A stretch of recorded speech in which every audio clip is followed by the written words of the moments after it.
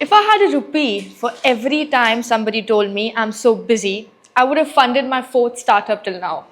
We grew up hearing that success comes to those who sacrifice sleep, peace in people, but nobody really asked us, why are we so proud of that? I'm Kanika and I'm 23. I have built 3 successful businesses before finishing my law school, and the biggest lessons I have learned are not about strategies, sales, or legalities. It was about my relationship with time. And for the longest time, I kept on feeling that I'm alone in feeling this way until I sat with another founder friend of mine who's achieved way more than I have. And she told me, Kanika, I feel guilty every time I'm not drowning in work. Globally, 70% of young founders report feeling overwhelmed, not because they are not capable, but because they are overstimulated. And can you believe our attention spans have dropped down to 8 seconds? Not minutes, seconds. That's memory of a goldfish. No wonder why we feel busy all the time, but not that effective. No wonder why I'm going to talk a bit faster today. So today, I want to tell you guys how to change that. Not by doing more, but by expanding the time we already have. The biggest problem is not that we don't have enough time. It's that our brain is constantly running a marathon on a treadmill with 40 notifications chasing it.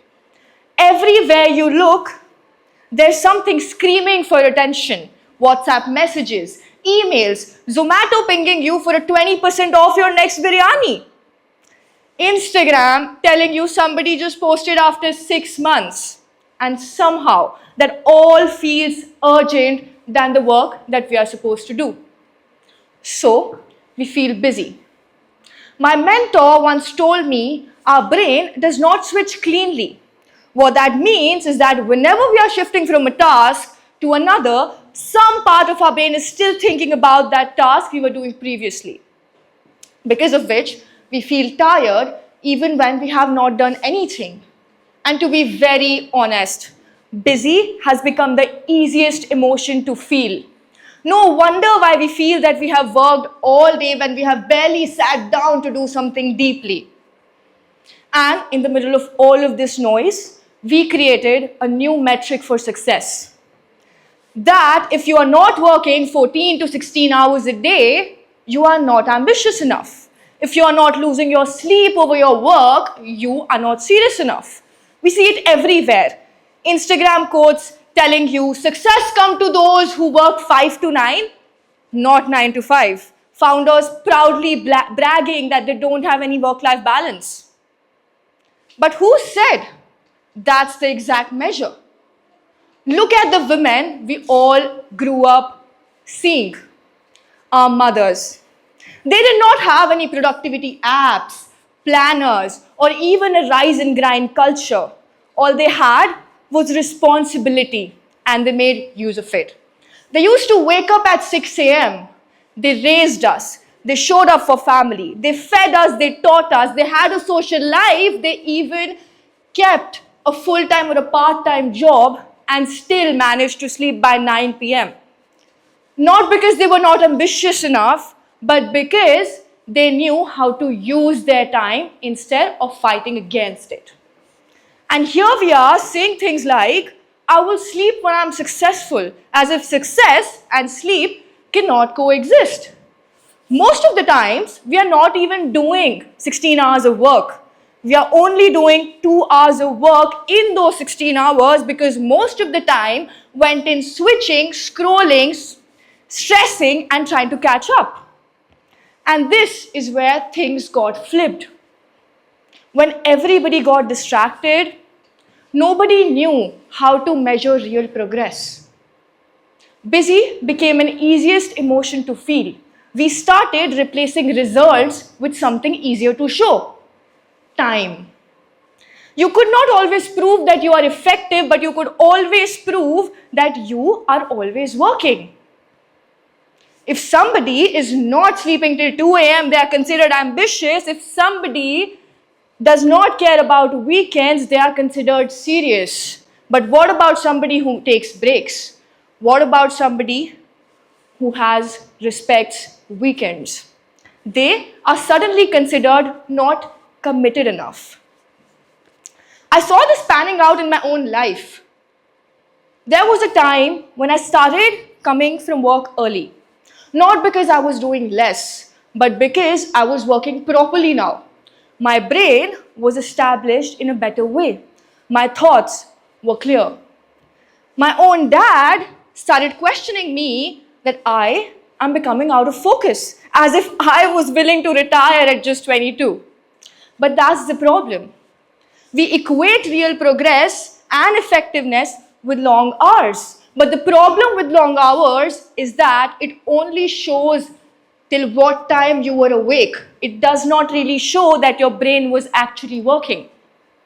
One of my university professors told me that, Kanika, if the proof of effectiveness you have are only long hours, you are not working.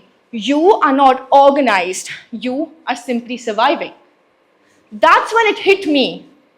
I did not need long hours. I needed better ones.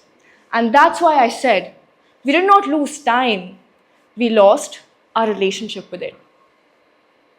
So if time is not the problem, what actually fixes it? That's when I discovered a concept I now call time expansion. Time expansion simply means that you cannot add more hours to your day, but you can add value to what those hours do for you. You can find to be productive in the same hours you already have while finding time for your peace, people, and sleep. I'll tell you what it means in real life. For say, I'm walking on a treadmill. Rather than listening to songs or scrolling, I would rather listen to a TED Talk. When I'm commuting to work and there is traffic, which basically, if you live in India, is a lifestyle, so rather than screaming at the auto driver in front of me, I would rather learn a language or a skill. This is also not to be equated with multitasking, because multitasking is listening to a podcast while writing an email and remembering neither. This is simply making use of the time you usually waste in the day and making use of it intentionally. Right? And this is how short our attention span is that I've forgotten my next line now, just by the way. But okay. When you start inculcating time expansion in your routine, you are left with one very interesting thing. You don't spend every hour of your day working. So that's when you are left with one very, very interesting thing. You know what? Space. Space for people, space for family, space for your peace, and space for yourself.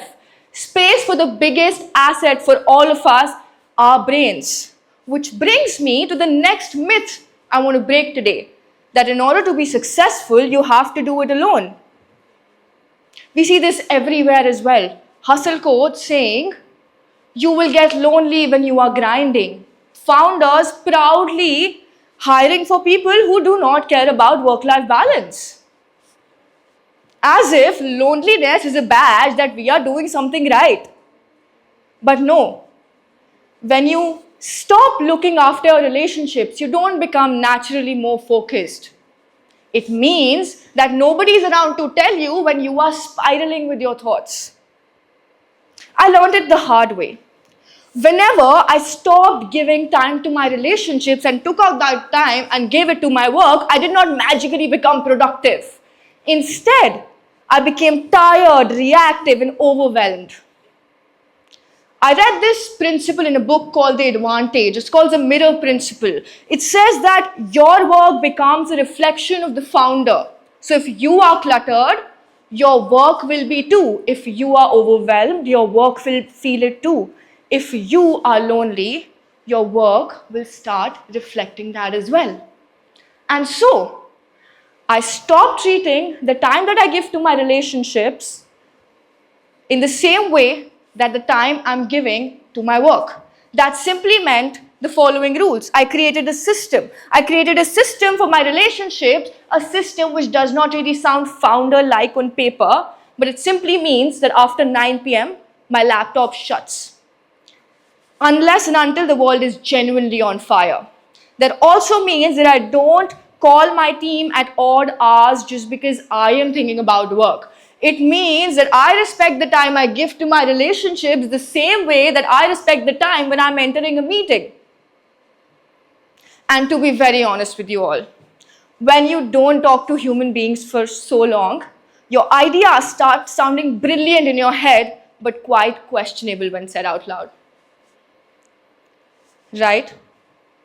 So, I just want to tell you top 3 things at the end of this talk that I've learned and that I've observed and noticed in the most successful people I've met in my life and the most successful people I've come across and what they do differently.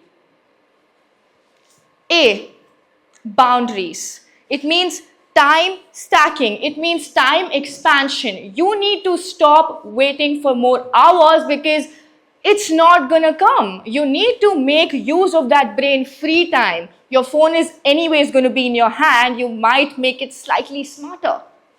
The second one, focus blocks. Take 60 to 90 minutes of focus blocks at a time and do the most deep work you can. And that means no notifications, no thinking, oh, just one quick reply, because Aditi, even you know it's never going to be a quick reply. The third and my most favorite, a dopamine detox. And no, I'm not asking you to delete Instagram, relax. I'm just asking you to stop feeding your brain that source of entertainment every time you crave it.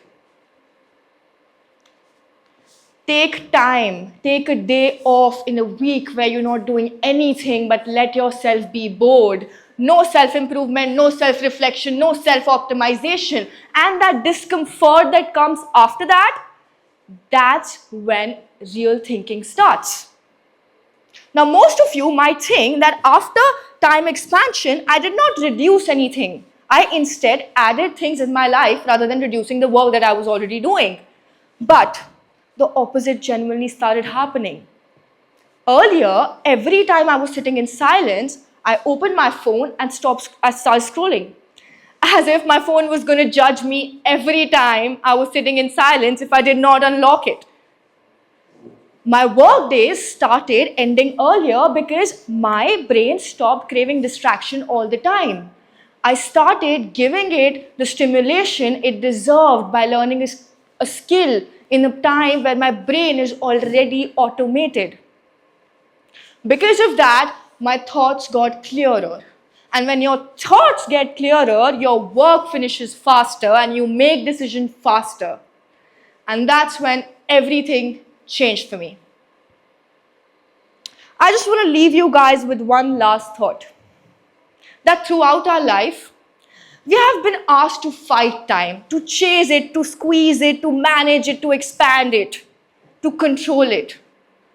But time is not the enemy. The way we use it is. The moment we started getting so busy, real progress became difficult to measure. And that's why we started putting time on a pedestal. But to be very honest, the most successful people I know, they're not the busiest, they're the clearest. They know when to work and they know when to stop. And they do both of them without feeling guilty about it. Because if success came to those who suffered, half our parents would be billionaires by now. Thank you.